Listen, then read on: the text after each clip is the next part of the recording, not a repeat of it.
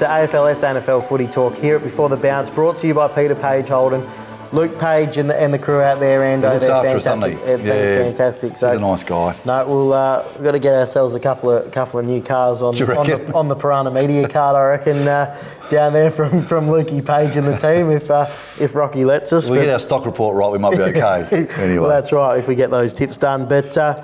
We want to really touch on the SANFL. I'm glad you said that, actually, yeah. Weekend of upsets, wasn't it? But it's been a great season. Yeah. It's been a fantastic season. I mean, look at North Adelaide. I mean, I know they're right down the bottom, but, you know, they played 2 to 3 good quarters most weeks. Yeah. You know, they just can't bring out the chocolates, and wow, what a fantastic win by they knocked off the Crows, who were top. They knocked off the Crows. So that's where the competition is at the moment, you know. And we look at Glenelg.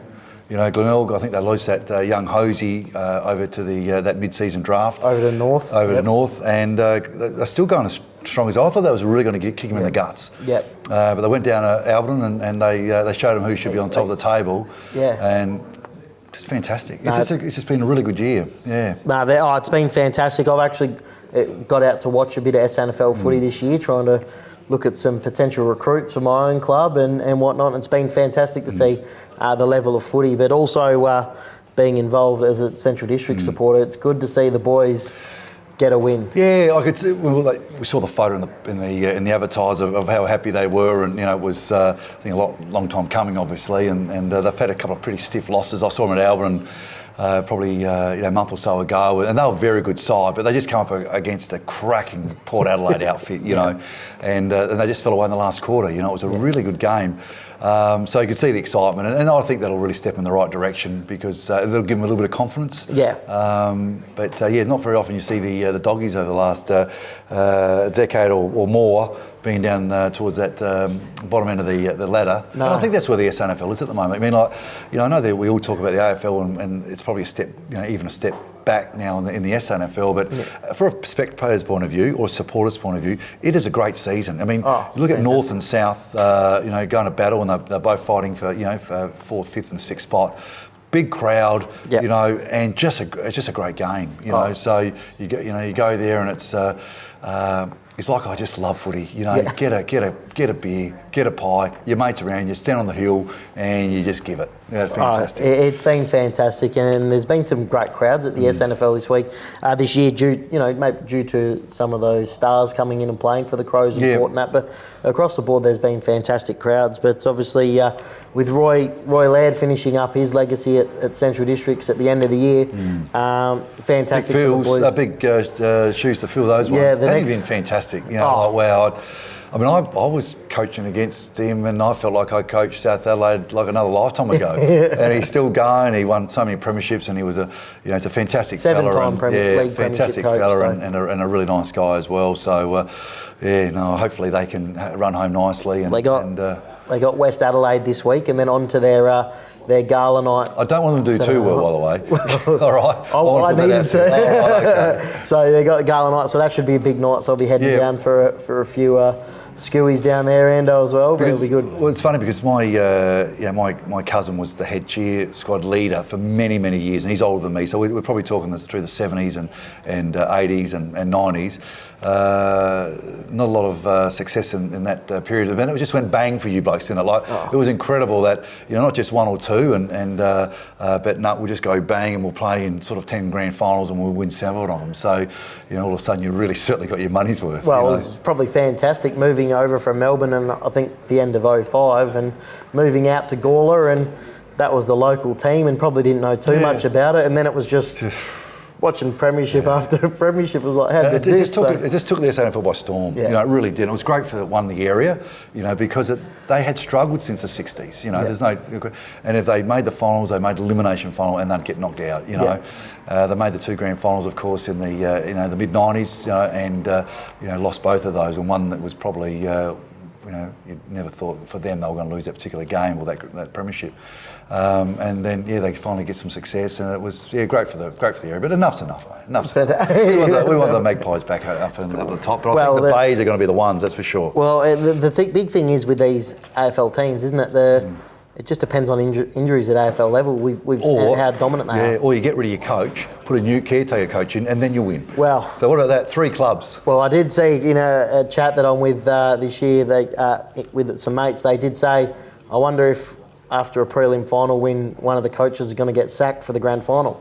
So we'd have to think about it, don't you? For your club to get a premiership. The way it's going. 3 clubs this year. I mean, one, I can't believe that, you know, that high percentage during the year, you know, of one competition sack their coaches.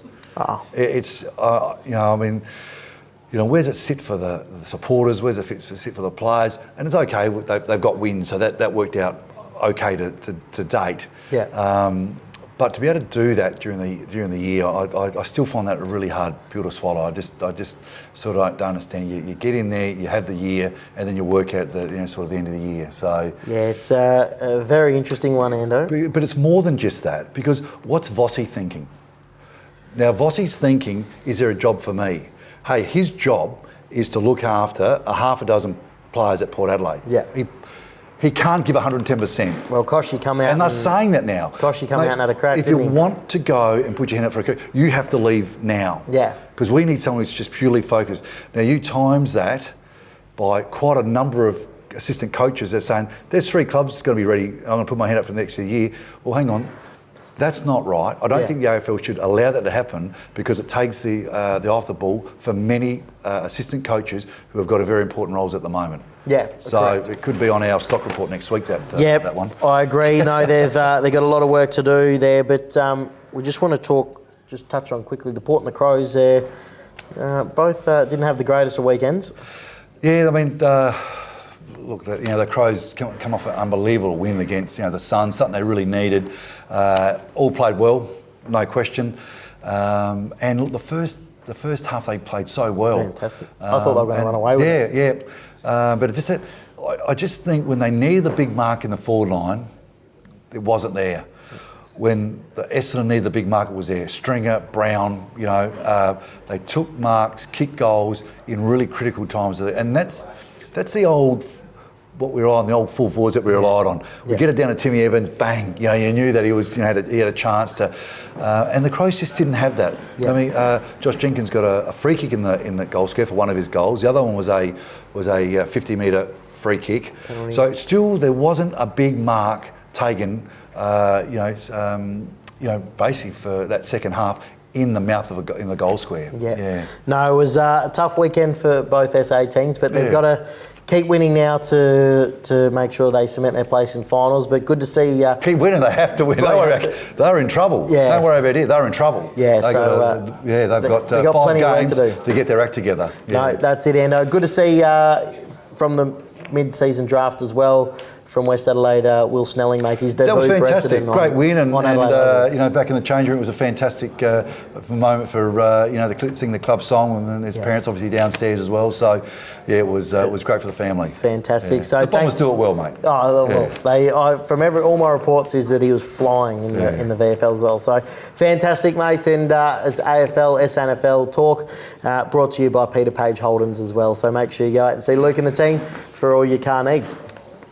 Another fantastic episode of Before the Bounce here from the Alma tonight. Ando, it's been a lot of fun. I love doing it live. Yeah. It's brilliant. But as you know, we need sponsors to get us on air, and we've got to thank them. No, and they are. They've been fantastic. All of our sponsors for each segment tonight, and those as well. My Foot Doctor, the Prince Albert Hotel in Gawler, Metro Air Conditioning, Dave Benson Caravans, Battery World as well. Modern Trailers, another fantastic one. MGA Insurance and Rewards International as well. It's getting to that time of year where clubs are looking to get their trophies and that organised. But there's going to be a lot more coming from us here at Before the Bounce over the year in Piranha Media. So make sure you're liking the page, jumping on Piranha Media, and there's going to be a lot more content coming up for you. So thank you for joining us again tonight, and we'll see you all next week.